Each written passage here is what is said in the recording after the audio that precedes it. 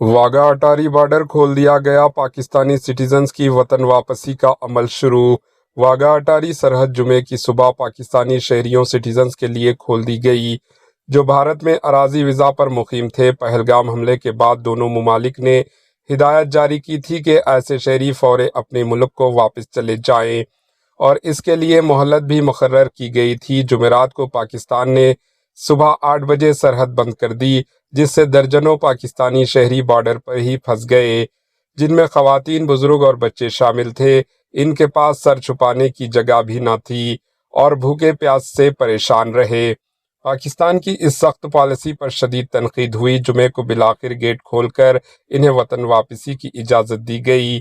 بھارت نے اپنی انسانی رویے کا مظاہرہ کرتے ہوئے اعلان کیا ہے کہ اگلی اطلاع تک اٹاری واگا سرحد سے پاکستانی شہریوں کو واپسی کی اجازت دی جاتی رہے گی۔ Bureau report AHN news.